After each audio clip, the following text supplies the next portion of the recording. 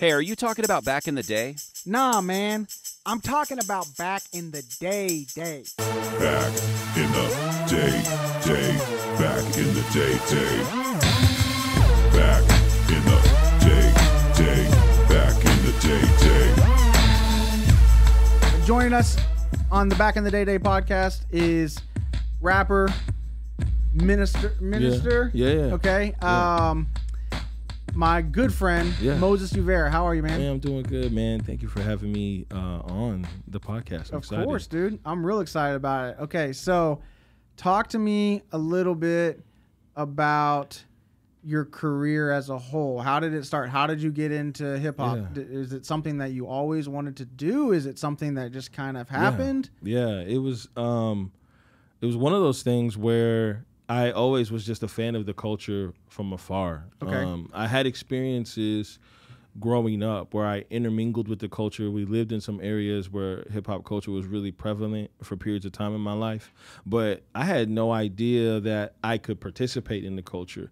There was a point in my life when I was about like 5th or 6th grade where there were these guys in our apartment complex who were outside just freestyling and rapping, and it got me really excited. And so I went over there and was like listening and trying to be a part. And these guys were much older and they're like, nah, you can't be a part. They were kind of like shunning me away. And my mom saw me interacting with them and she would always tell me like, stay away from those guys. Those guys are always doing activities you shouldn't be messing with.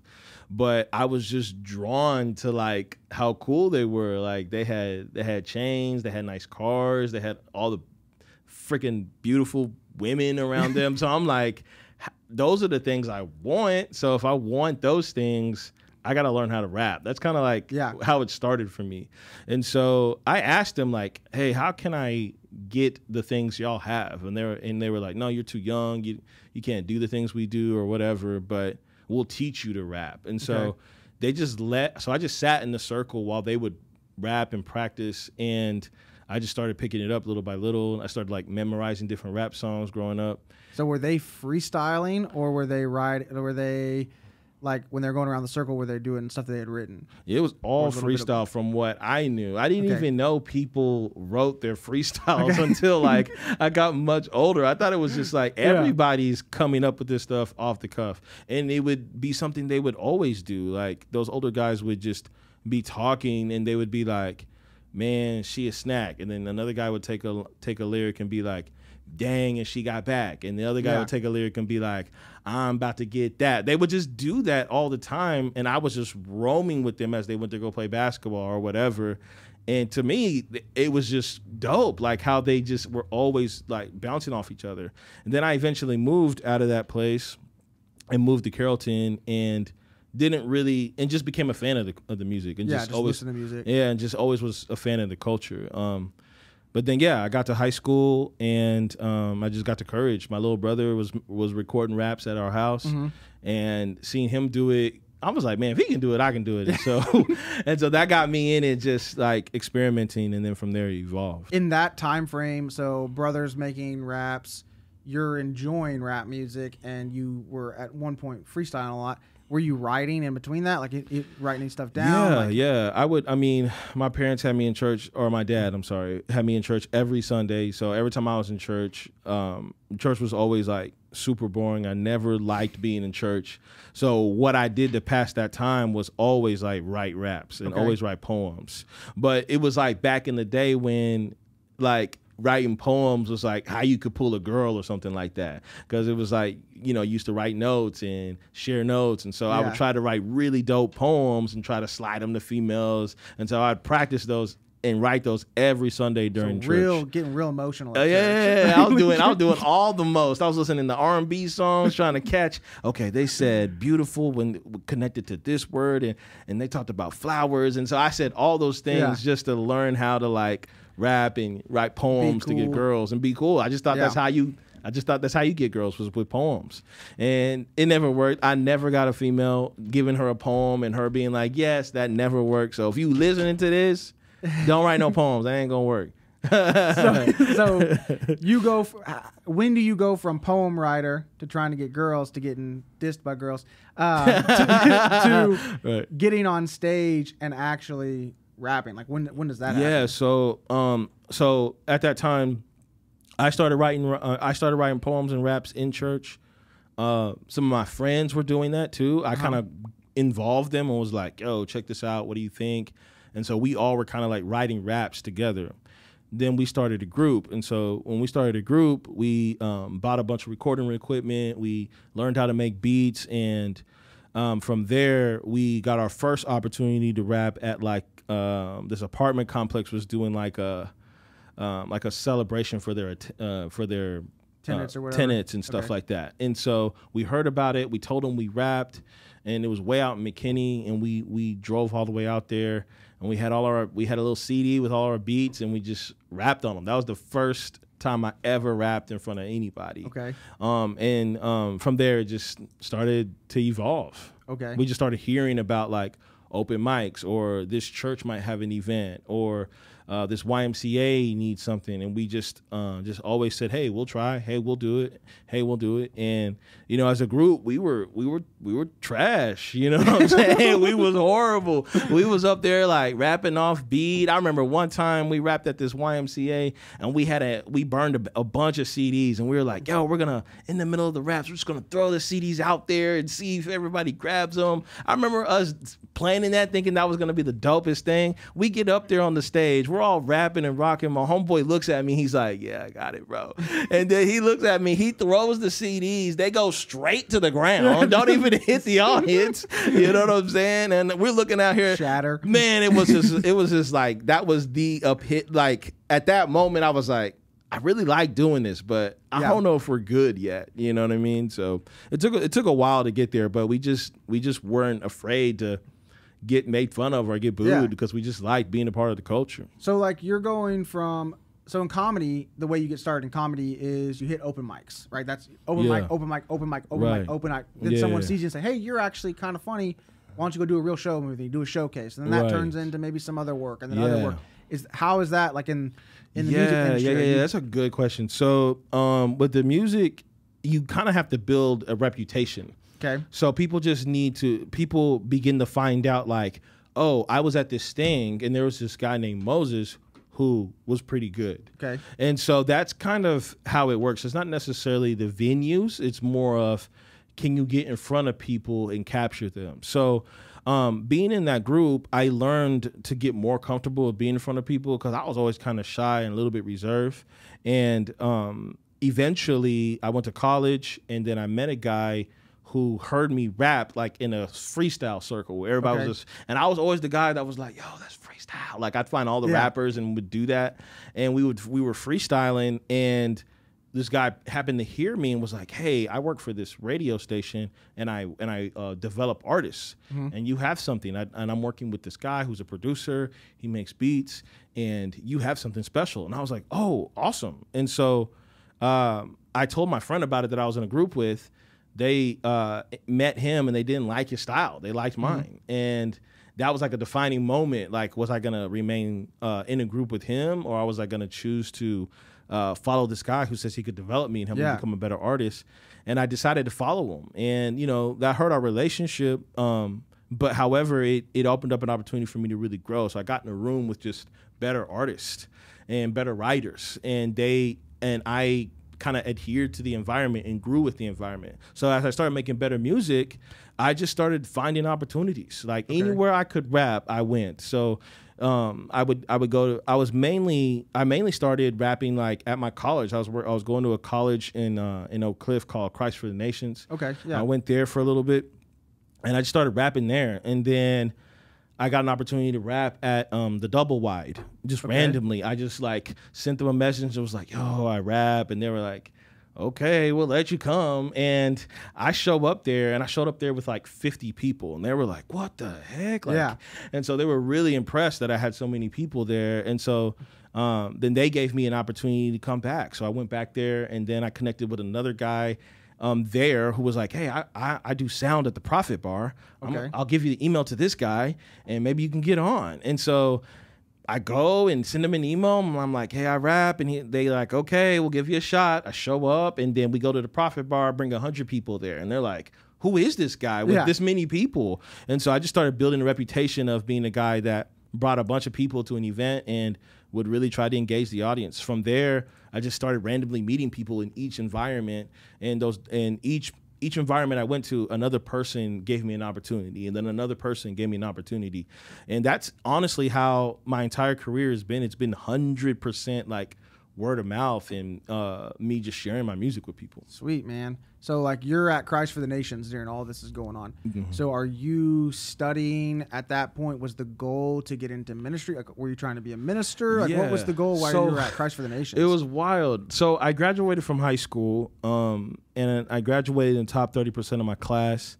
And then I ended up going to a junior college because they gave me an academic scholarship. I went to Richland College. And I had no plans of going to college. I was honestly, my dad has a janitorial business, and I was just maybe thinking I was going to take that business over, or I was going to really try to make it as a rapper secretly. Okay. And so, however, my dad, he's from Nigeria. He's not from America. So he doesn't think like the way Americans think. So automatically he's like pressuring me to go to college. You make good grades. Like you need to really evolve. So I'm in college. And I'm doing decent in college, and then I get an opportunity and I get accepted to Texas Tech. Okay. And I was going to go to study to be a dentist. The only reason why I was going to be a dentist was because I was fascinated with gold grills. And so I thought maybe, maybe I could go be a dentist. It would appease my dad, and then I could just make gold grills for my friends. That's literally why I thought about being a dentist. And so I got accepted to Texas Tech. I went to visit the campus. I was on my way to go there, and then a friend of mine ended up, that was in our little rap group, ended up going to prison, him and his brother. They ended up doing something that got him in a lot of trouble, and it just scared me.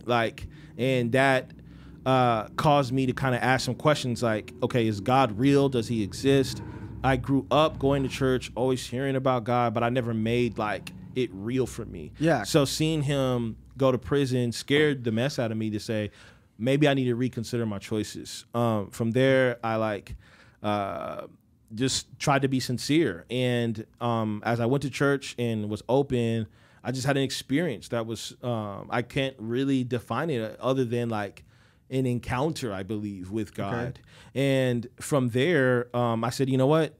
I'm going to drop out of college and I'm going to go to this Bible college. And my intent was only just to learn about God and then figure my life out from there. From there, just get the basics, learn it, develop that relationship with God, move on from there, and then figure it out after that. Yes. I had these dreams of being a rapper, always dreamt about it, always was like, yes, I really want to do this, but there was no way in hell that my dad was going to let me do it. He was just, he saw that I made really good grades and wanted me to focus on that. And I just wasn't inspired by school.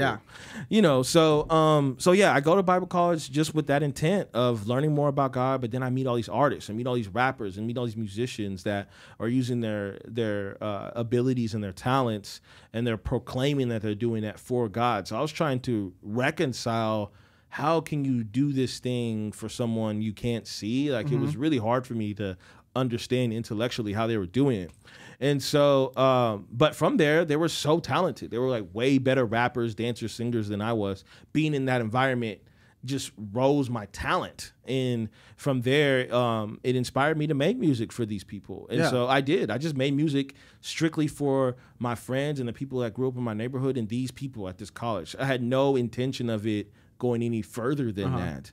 But it, for some reason, did. It just took off. So you're at Christ for the Nations. And you're also, is that considered seminary? Yeah. Okay. So you're in seminary essentially, right? You're in seminary, not essentially. You are in seminary. Yes. You're in seminary. Yes. And then you're rapping at the same time. Yes. Right. So are you performing at bars and stuff? Yeah, okay. I was performing at bars, at clubs. How did that go over? Was that that's a good question. That's a really good question. That's a good question. I actually got kicked out of seminary for performing at a bar. They let me come back, and so I was able to come back and finish. But yeah, they found out because I brought a bunch of students to the bar, and everybody got in trouble, and I got kicked out, and I just took it. I was like, yeah, I thought this was okay. I thought we could be in those places. Because your music, I've listened to, a decent amount of your music your music is do you consider yourself a Christian rapper or a rapper that is a Christian? That's a really complicated question. It really is. Like that's like what Lecrae and like Andy Mineo will say. Like, I'm just a rapper that's a believer. Right. And I understand that sentiment and respect it. And there's a lot of guys that their faith isn't necessarily in their music, but they're faith-filled people. Like I've met LL Cool J before at an event in Los Angeles. This dude is like a faith-filled person, like loves God, but he's not. But he's rapping about girls. They call him Ladies. That's his name. Ladies Love Cool James. Yeah. So like, to me, I think you can. For me personally, I allow whoever is listening to it to determine what it is. Okay. For myself, I just consider myself an artist. I don't like to put myself in a box because what it does is it tells the consumer or who's ever listening to it, hey, this is what it is before they get a chance to listen to it. And I want someone to be able to assess what it is before I tell them. Yeah. And I think that's what makes really dope art. But so you're doing, when you're, this was probably back like 2006, 2007-ish. Okay. Yeah. So you're making music, you're in seminary, and you're performing at these bars, but is the music that you're doing back then, was it Christ-centered? Or was it just life? Yeah. Or a little bit of both? Yeah. I've always just made music that was about my life, and I would just talk about how God informed my life. And so that's why I would go to a double wide. They heard my music and they perceived it a different way. They didn't perceive it as like Christian rap music. They heard my music was like, this is good music. And I think the only thing I heard people say was like, I don't think he cusses in it. And so it allowed me to get opportunities to go in places like that. But then I'd get opportunities to rap at like Hawaiian Falls with a bunch of kids, and there's thousands of kids there. Yeah. And it's the same thing. People just say, hey, like, it's good music. Like I'm not sure where it lands. It's good. And because you would think that the seminary, the college would like that you were in that bar, because I can understand if like, okay, on Monday morning you're in seminary. Right.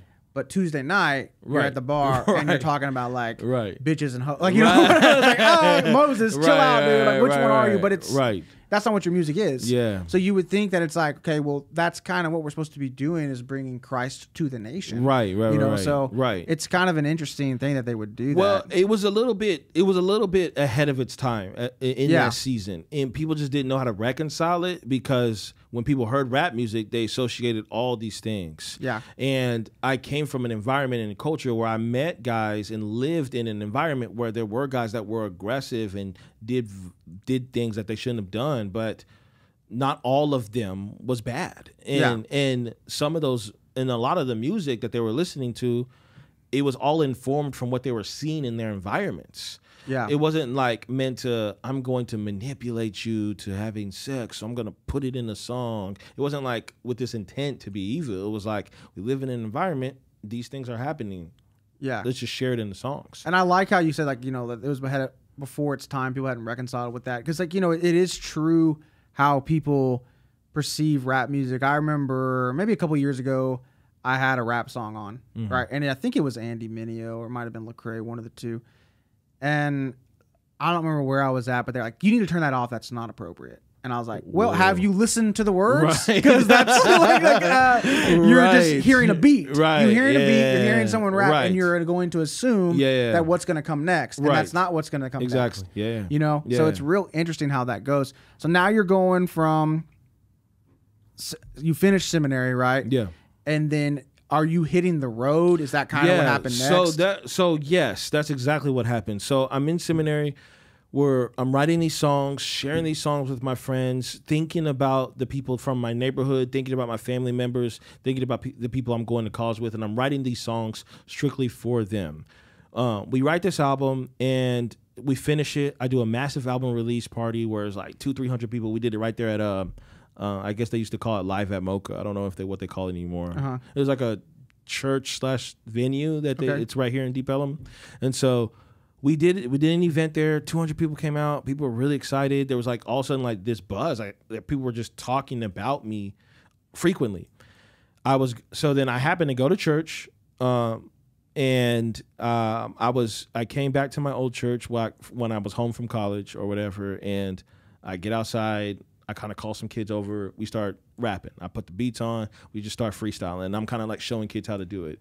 And then while I'm there, this is no lie. This is exactly what happened. While I'm there, this guy randomly pops in, and he's got a fat gold dookie chain on his neck, and he looks like he's quintessential boom bap rapper from the 80s. Like, I mean, the high tops, the whole bit. And he pops in and he just starts rapping, and everyone's like, what the heck? Like, he's awesome. And so afterwards, he pulls me aside and says, hey, my name is Angelo. I'm a tour director for this tour that leaves and goes on tour every summer. He's like, man, your raps are dope. Send me some songs.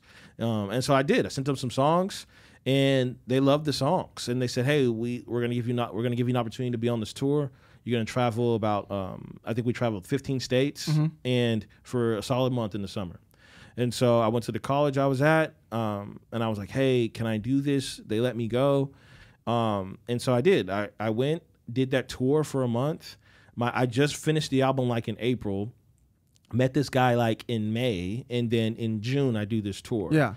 So immediately, like, I'm posting about it, like, you know, back in the day when MySpace was like the thing or whatever. And so I'm posting about it on MySpace. I have all these dates up, and people are like, what the heck is happening? And so I come back, and this guy on MySpace messages me and says, hey, man, I just saw you went on the tour. Like, I've never heard of you. How did you get all these dates? He's like asking me all these questions about how did I get so many. How did you do that? And I was like, man, I just met this guy, and this guy just put me on. And he's like, hey, I'm actually a promoter.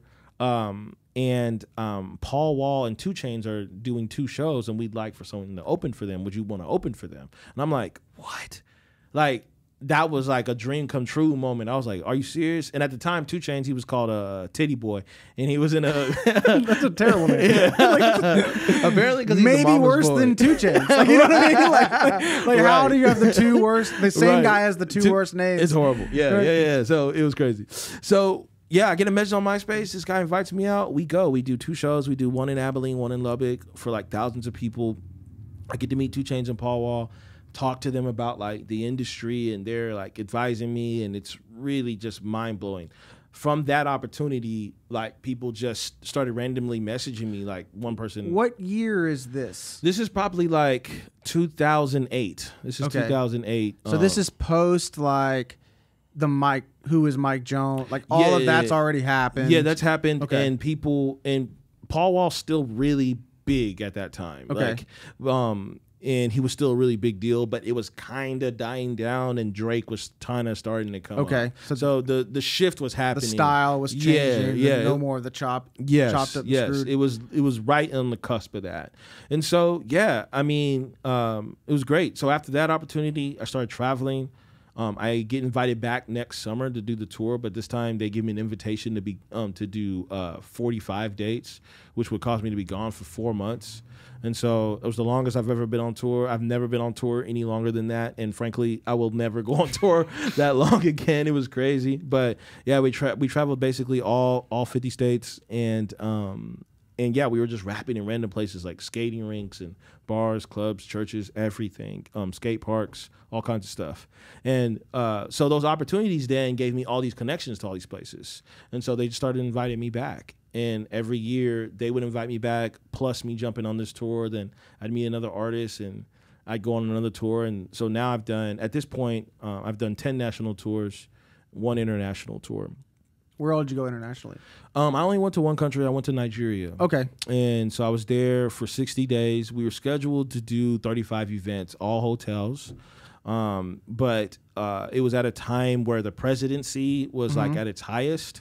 And with me being American, they labeled me a high risk. So they canceled like half of my events. Oh, man. And so it was a bummer. But I was out there, and my parents and my family's from there. So I got a chance to kind of like do a lot of sightseeing and meeting cousins and family members for the first time. Had you ever been to Nigeria before then? No. I mean, music was what got me out there. That's so cool, man. Yeah, Because like, you know, my dad's from Iran. I've never been to Iran. Yeah. You know, so you never went back. So does your dad doesn't go back? He goes back all the time. And you know, he always meets people and gets harassed at the airport, because it's like from my music stuff, because out there they have this deep reverence for like American artists, and especially like someone like me who has like a last name that comes from a tribe that people identify with, and it's like my dad gets a lot of love out there because of my music. It's really That's cool, man. So you go from touring, and then you are back home. Yeah. Always based out of the DFW, yeah, right? Yeah, I've always been in Dallas, and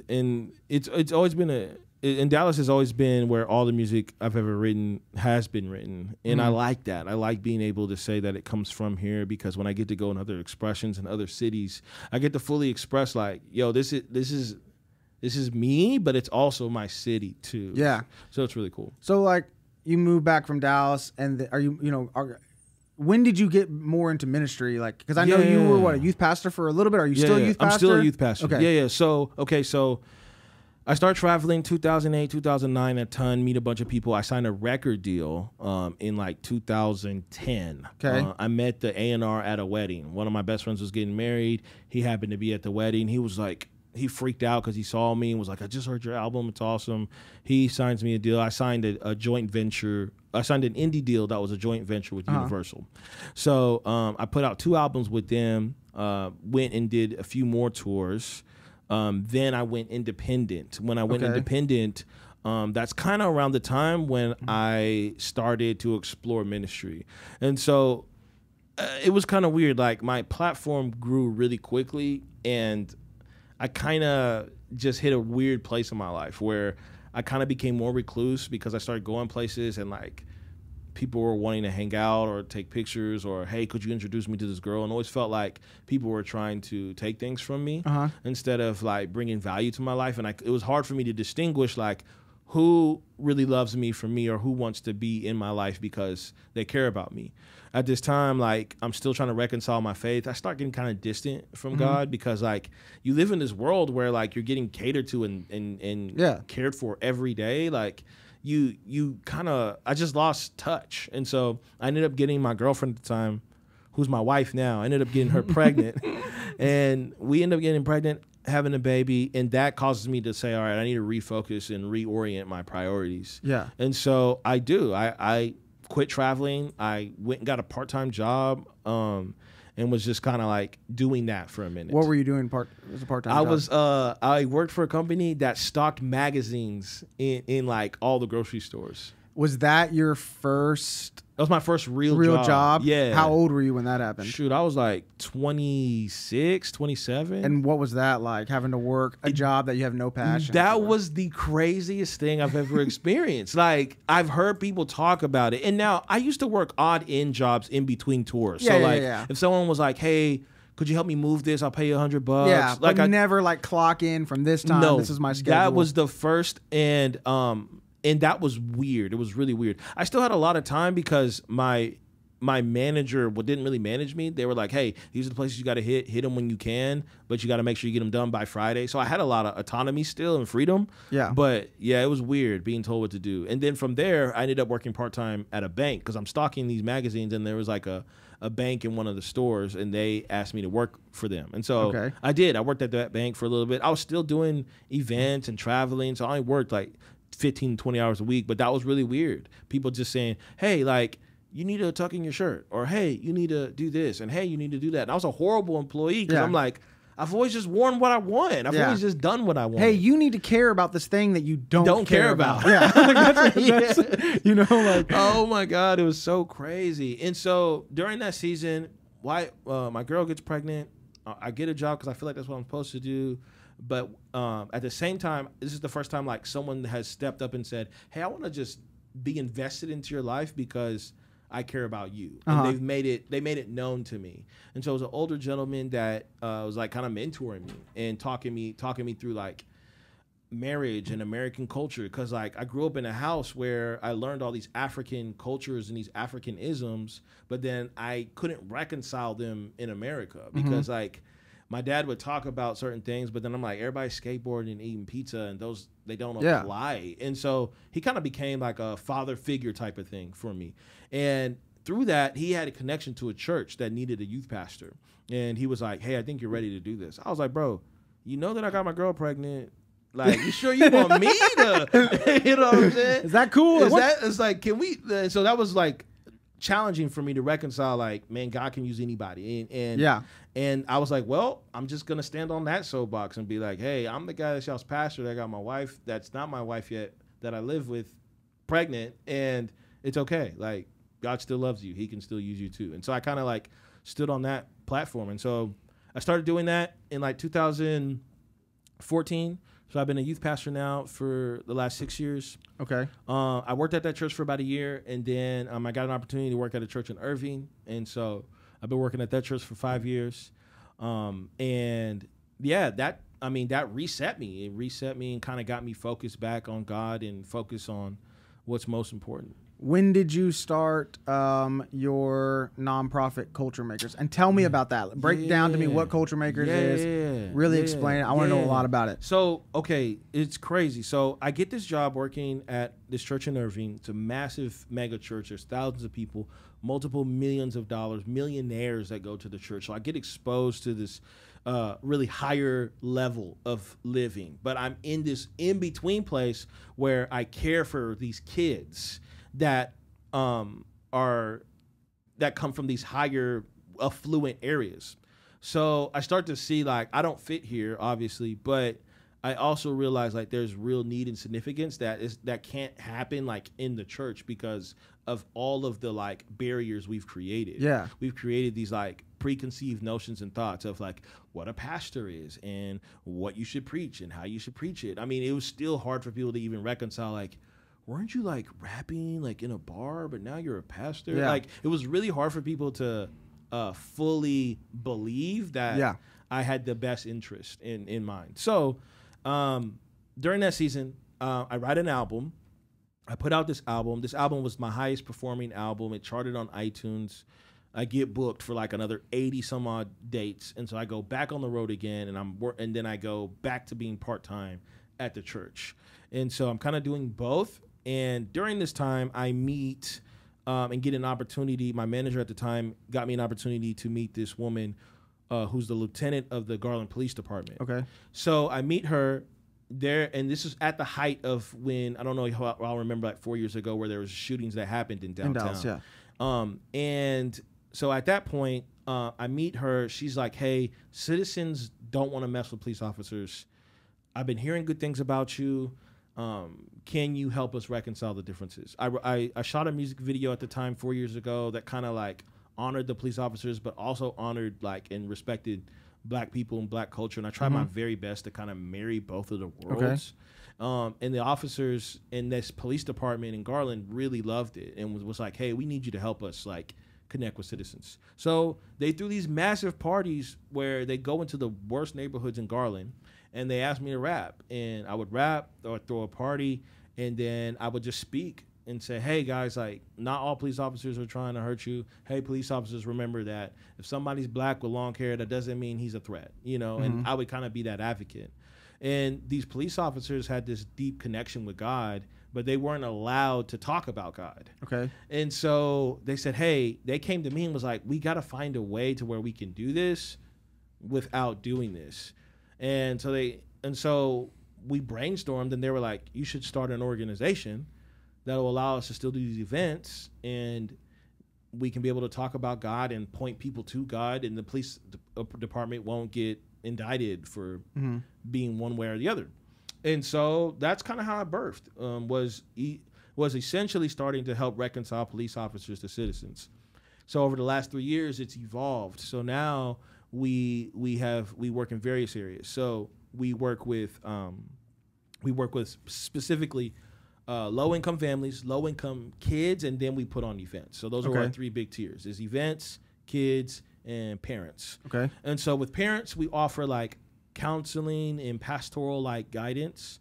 With kids, we do direct mentorship. So if a kid says, hey, I want to be a doctor one day, my job is to go find a doctor that's willing to invest into that kid. Or if a kid says, hey, I want to be a baseball player, my job is to go find a baseball player that's willing to invest in that kid. And then we put on events.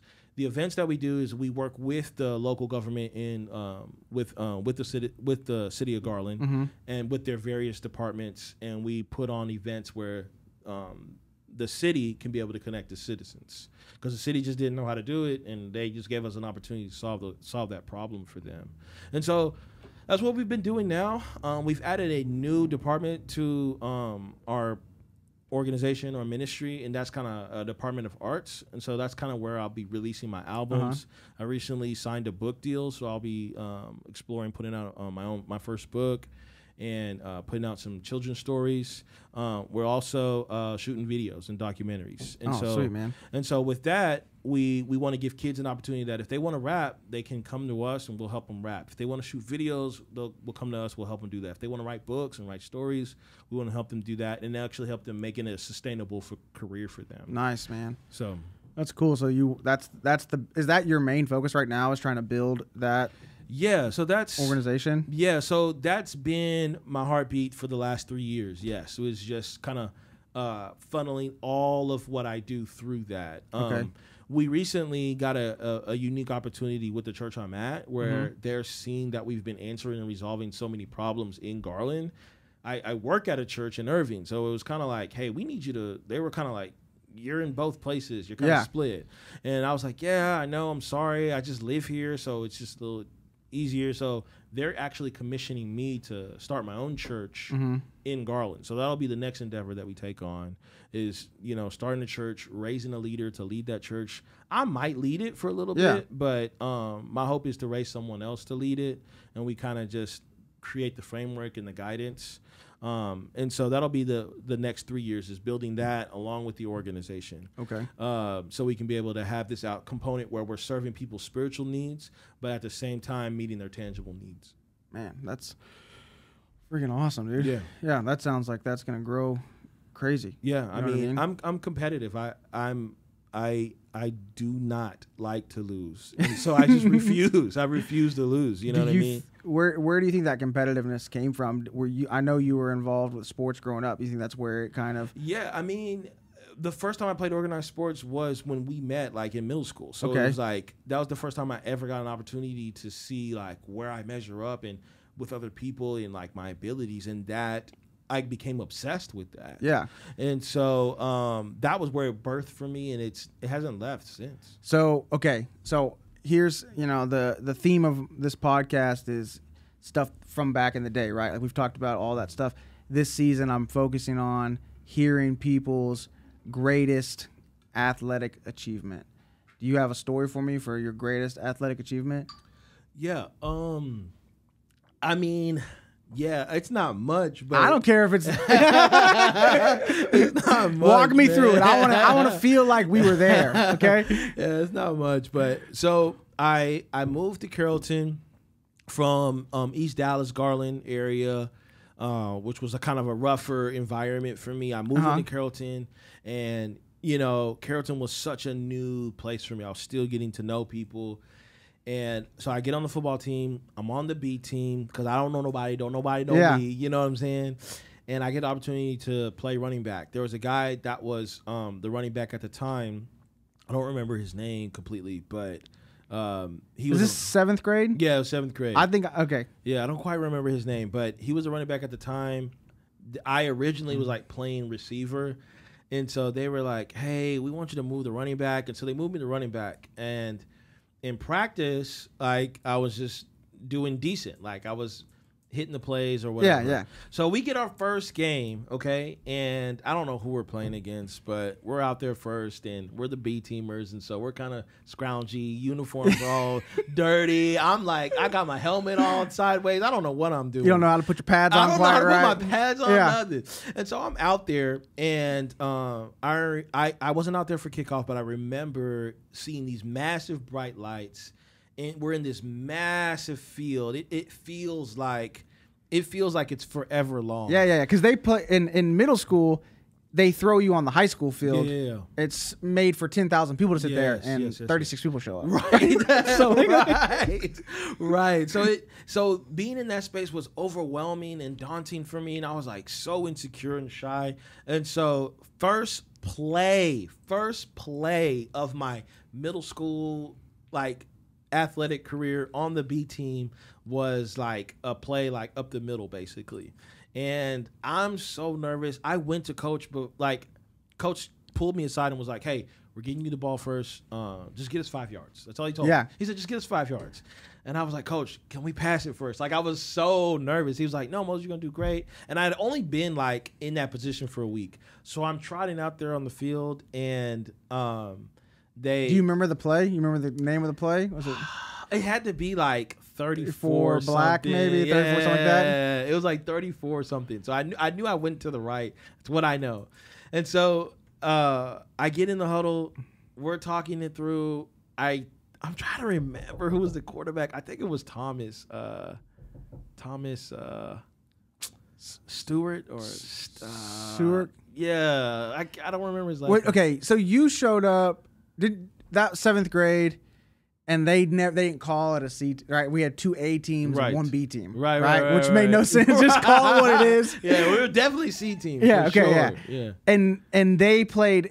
The funny thing to me always about those games is it wasn't even a real game because not all teams had 3. Not all schools had 3 teams, Right. and so half the games when we would play schools, they would put half the B team on one of the A teams and the other half, and like maybe sub kids in, and then but the other games it was like, all right, in between the 2 A team games, y'all play like it's like a halftime show. Yes, that definitely happened so many times. That was the team I was on, okay, for sure. And so I remember getting in the huddle, and I remember being taller than everybody out there and looking down at everyone and being like, "Oh my God, this is, I don't even." It felt unfair, but at the same time, I felt so insecure. So I get to play. I hit the pocket up the middle. I make one move where I bounce to the sideline, and then all I see is open field. It's just open field. And so I go for it, and I'm running as fast as I can, and then I'm hearing people like screaming at me, and I'm not sure if I'm even doing the right thing at this point. Yeah, because I'm like, it's chaos. Yes, it's just chaos. I'm like, okay, whatever. And so I'm hearing people screaming at me, and then I stop running, realize I'm in the touchdown, and then I turn around and look back, and everyone's like jumping and screaming and going nuts. And I was like, oh, I think I did something good. And so that was like a big deal. And so then we fast forward, we get our yearbooks that year, and they have my picture in the yearbook of me doing that particular run. And I was like so proud of myself. I was like, what? Like, this is crazy. Like, I'm in the yearbook. Yeah. That's me. And so that was probably like my biggest athletic That was it, achievement. right? Yeah, 7th grade, no more. 7th grade, C team, that was it. Put the cleats up. It was done. Retire. Out of there. Walking around when the yearbook came out, anyone need me to sign? Right, I got you, bro. Yearbook's right here. Why did you buy 7 copies of the yearbook, Moses? Hey, I won. I won. I'm passing out to every family member. So after that, you continue in sports, right? Yeah. Do you used to do sports the rest of high school? No, 7th, 8th grade, 9th grade, I do sports. 10th grade hits. Unfortunately, that was a tumultuous time for me and my family. My mom, we were living with my mom, and my dad lived on the other side of town. My parents were divorced. My mom ends up this is a longer story. We can talk about it if you want to, but my mom ends up abandoning us during that time, and we had to go and live with our father. So when we lived with him, it was into my 10th grade year. Went to a brand new school, started over, all the way over, all over again. And I played football for 1 year, and then my dad was like, "Hey, I need you to get a job." You know, and so I had to get a job. I was helping my dad with his business, and then I worked at Boston Market, and I quit sports after that. So. Yeah, man, could have been, man. Instead of rapping, know. You could have been going around. Scoring them touchdowns, right? You know what I'm saying? You never know. Because you played running back the rest of the time after that, right? Yes. And then 8th grade, you played running back. You played running back at high school too? Yes. Yeah, they had me kind of like in the slot running back position. And so football's always been my favorite sport. I love playing basketball too, but I think I was a little bit better at football. Did you play anything else besides basketball and football? I did track. I did track for a little bit, and that was fun. I mean, I would do more of the longer distance things. So I did the 400 and the 800. And I think I did a relay, like an 800 or 1600 relay. And so I love doing track because we would be able to miss the whole day of school, half of the day of school. That was the best. I remember only wanting, honest to God, only wanting to make track in middle school because I wanted the sweatsuit. Right, the sweatsuits were the best. Yes, the sweatsuit was so tight. Yes, they were and I dope. was like, I remember being like, I don't really want to be on the track team. Right, yeah. But I need that sweatsuit. Yeah, it was dope. Because the goal was I was going to make sure I accidentally forgot to bring it back and then keep it. And then keep it. Yes, bro. So, yes. that your greatest athletic achievement is scoring that. Well, let's call it a 99-yard touchdown. Right. Had to been. Right. Probably, I was running forever. Yeah, had so to have been it at least 99 yards. Right. If not 97. Right. What's the most athletic thing you've done in the past 6 to 12 months? Okay. Wow. 6 to 12 months. Wow. Probably. Okay. I mean, okay, I got kids now, so I got like 3 kids, and so I'll play soccer with them sometimes. Yeah. So we play soccer in the backyard or in the front yard. That's probably been the most athletic thing I've been doing In the last, just playing soccer, yeah, whatever. just playing soccer. Are you probably sore after that than for you were sure. a 2-a-day? Yeah, for sure. There's no doubt, because my kids are way quicker than me. They're way more agile. And I'm still trying to keep up. I can still hang with them, so don't get me twisted. I can still hang, but yeah, they're moving way more swift. And when I get up the next day, immediately I'm like, yo, I gotta take a shower. My muscles is hurting. I gotta icy hot it. Yes, that is legit, dude. I have soaked in a bathtub in the past year 100 times more than I ever did in my entire life. Like, why every part of if I do anything that is athletic or physical, crazy. My entire body hurts. It's crazy. And it wasn't like that as kids. It was like, yeah, you can get right back up, do it again the next day. And you go play 18 games of pickup basketball. And be fine. And then the next day just bounce back up. If I go play 18 minutes of pickup basketball, I'm done for the next week and a half. Dude, that is facts. Yes, that is me. Well, man, sure. Moses, this has been so much fun. Yeah. Where can people find you? Yeah, just MosesUvere.com. My last name spelled Uvere. So you'll find all my socials and my music and videos, all that stuff there. So. Well, guys, make sure you check out Moses Uvere. He's got a lot of cool things going on, music, culture makers. Yeah. Check it out. As always, you can follow me on Instagram at HeHeMikeP. Or Facebook, I'm facebook.com/Michael Pasvar. Make sure you guys subscribe to this, rate it, give us a good review, and we'll see you guys next time. Thanks, Moses. Yeah, man. Thanks, bro.